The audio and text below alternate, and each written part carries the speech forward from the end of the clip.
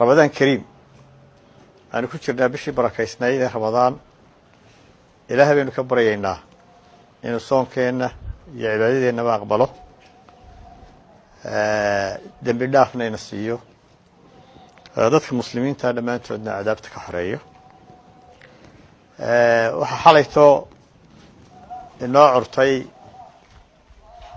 وإنه سوى شاقي روب كبكيوغا marka ugu horeysa ilaahay baan uga mahadnaqayaa ama aynu uga wada mahadnaqaynaa roobabka guga ee noo curtay ilaahayna waxaan ka baryaynaa inuu ina siiyo madarkiisa khayr qaba oo aan xoolo iyo dad midna waxba yeelin haddii ilaahay ka dhigo waxaan tacsiideynayaa dadkii shacbiga reer Somaliland ka mid ahaa roobka ku geeriyooday ama khasaare ka soo gaaray ama hanti khasaare ka soo gaaray inagoo ka xun ilaahay u naxariisto ilaa 12 qof dad ku dhow baa ku dhintay intaan laagina waa dhaawac inta la sheegay wuxuu baa warka deel laga soo sheegay Hargeysa laakiin meel kale inaan ogeyn waxa laga yaabaa inay jiraan marka kulliba deynaynu diyaar garowno xilliyada roobku daayaan oo loo baahan yahay والشعب يقول ديار جروبه والدولة هو السيء بلديه ديار جروبه وخسارة كأي كان الرواب كهذه الشر والعاند اللي ديار جروبه وحيدنا كل يبقى سليش شيء أنا كرافة فالحموين إن بلغي دعمي سنة كيورين مدحوين وكبحي أمريكا ولي خطرتي أي سيدي تحي سنة كيورين أما مدحوين أمريكا بحي وحلاقي قبطه مدحويني أمريكا بحي هي ما يركب أمريكا السيدين حالي وذا السعودين بلايج واللي يقولوا وسيدي ولي وحن كورقبنا قرن كوح اللي يسد حسبي أحزابته markay doorashada galiyeen daba ka warhaysiino xisbi kasta wuxuu lahaa barnaamij siyaasi ah oo doodiisana aanu ku galay masuura oo ka qabteen wari kala duwan yihiin barnaamijka siyaasadeed ee axsaabtu haday tahay siyaasadda gudaha iyo dibadda iyo waxbarashada iyo tiirarka kale dhaqaalahaba runtiina ma jirto siyaasad qaran oo arrimo dibadeed oo xukuumaddan iyo kuwii ka horreeyay midna soo bandhigay laakiin dalka Somaliland waa dal curdin ah oo u baahan maadaama uu doonayo inuu ictiraaf caalami helo inuu la saaxiibo dhammaan dalalka caalamka loo baahan inuu qaarna la culoobo siyaasadda anagu ma taageersanin qaarna ilaa saaxiib baan la nahay marka Somaliland dal kasta uu baahan yahay taageeradiisu u baahan yahay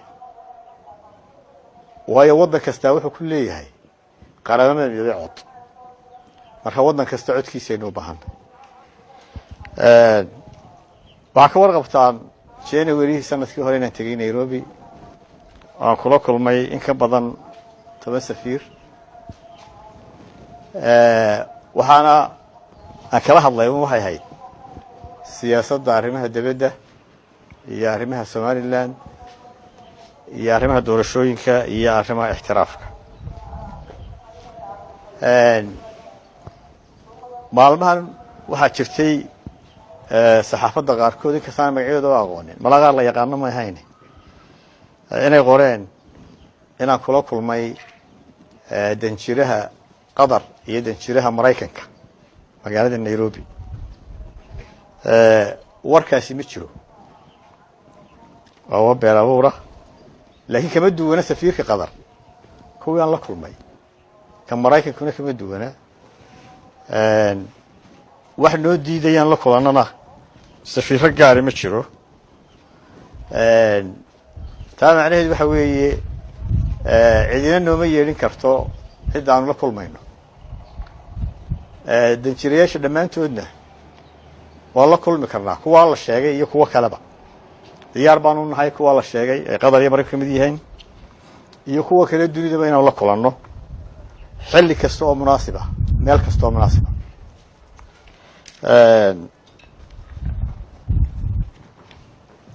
marka waxaan la kulmi karaa anigoo quran maaha xisbi ahaanna waa la kulmi karaa mas-uuliyiinta xisbiga kalena way la kulmi karaa waxaanu kala kulmaynaana waxa weeye danta somaliland marka waxaan u sheegayaa cidda waxaa qortay inaanu diyaar u nahay kuwa ay sheegeen iyo kuwo kaleba inaanu la kulano waxaan doonayaa in laba eri ka yidhaahdo xadhigga mudane ka tirsan golaha wakiilada oo la xidhay qof kastoo muwaadina sharcigu dee wuu xidhi karaa laakiin waa in dariiq saxa loo maraa mudanayaasha golaha wakiilada dastuurka oo ah xeerka dee sharciga ugu sarreeya dalka ayaa xasaanad siiyey dastuurka dee sharci ka sarreeyana ma lihin mudanaha golaha wakiilada ama golaha guurtida ka tirsan lama xidhi karo lamana baadhi karo marka waxaa dhacday in mudanaha gurigiisa goor habeennimo ah weliba isagoo hurda oo aan wax dembiya gacmaha kula jirin markaas la qabtay markaa taasi waxay jebisay waa dastuur jebin madaxweynahana ugu sarreeya inuu ilaaliyo dastuurka madaxweynaha laftigiisu hadduu dastuurka jebiyo dee dastuurku wuu tilmaamaya tallaabooyinka laga qaadayo waxaa kaloo iyaduna yaa badan in markii dee sharci darrada lagu xidhay iyadoo sharciga la jebiyey oo dastuurka la jebiyey in isagoo ka tiinadaysan maxkamad la hor keenay xaakimkii markuu akhriyay dastuurka waa ka wada warqabteenu wuxuu yidhi awood aanu ku xidhno ma lihin xildhibaan mudanaha waxa yaable weli wuu xidhan yihin laakiin golihii wakiilada xeeryaha guud baa u qoray warqad markuu fasaxa ku jiro golaha wakiiladu waxaa masala golaha guddiga joogtada ah guddigii joogtada ah markay dastuurkii akhriyeen waxay soo saareen xadhigiisuna sharci darre yahay dastuur jebinna ay tahay xorriyaddiisiina loo soo celiyo weli wuu xidhan yahay mudanihii waxaa kaloo yaa badnayd in guddoomiyihii golaha wakiilada oo ahaa ninkii dee qarankan saddexaad ugu sarreeyey in loo diido inuu soo eego mudanahaas aan weli ilaa hadda cidna loo ogolaanin guddoomiyihiisii xaaskiisii xildhibaanadiisii iyo eheladiisii midna xadhigiisu sideedaba horta waa dastuur jebin haddaynu dee shuruucda ku tumanana waxaa ka dambeeya un fawdo mar walba in la eego in la ixtiraamo shuruucda iyo dastuurka waxa ay dantu ugu jirtaa koowaad mar walba cidda xukunka haysa rayigiisa kuma waafaqsanin wuu dooday waxbuu yidhi waxaana dastuurka ku qoran rayigiisa laguma xidhi karo mudanaha golaha wakiilada rayi uu jiibtay laguma xidhi karo haddiise uu dembi u aragto ciddii dembi u aragtaa waa inay usoo marto dariiqa saxa ah oo golaha weydiisato in laga qaado xasaanadda markaa kadib unbaa mudanaha markaa waxaanu soo jeedinaynaa madaxweynaha iyo xukuumaddiisaba in dastuurka loo soo noqdo in sharciga loo soo noqdo mudanahana xorriyaddiisa loo soo daayo waxaa kaloo weli socota ku-xadgudubka iyo ku-tumashada iyo xadhigga muwaadiniinta waxaa u dambeeyey mudane guddoomiye garabka dhallinyarada maxamed sidiiq oo isna rayi lagu xidhay xukuumaddu waxaa la yidhi waxaa tii way nacaayeenoo dee haddii cay la isku soo xidhxidhayo ina muuse diiriyo in lasoo xidhaa bay ahayd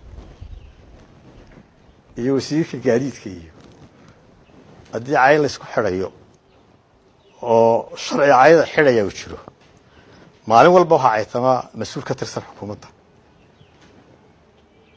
mar haddee sharciga waa in loo sinaado iyagana lasoo xidho jeelka la geeyo markaasaynu odhan karnaa cadaalad baa jirta. marka ku xadgudubkaas iyo xadhigaas muwaadiniinta somalilan oo ay ka tirsan yihiin abwaano, oo ay ka tirsan yihiin madax xisbiyada, ay ka tirsan yihiin samafalayaal,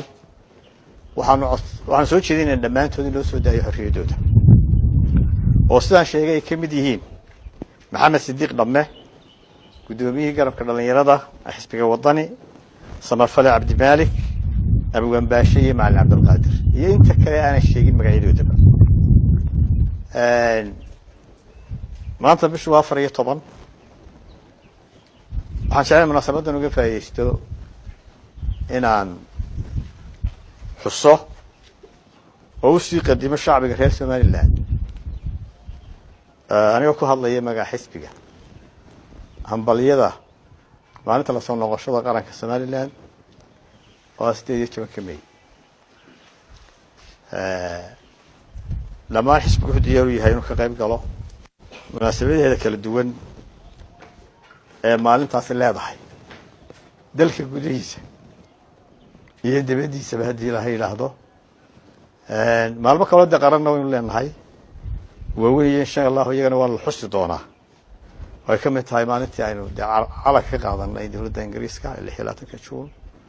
maalmaha qaranka dhammaantoodna waxay mudan yihiin in la weyneeyo. wasalaamu calaykum waraxmat ullahi wabarakatu.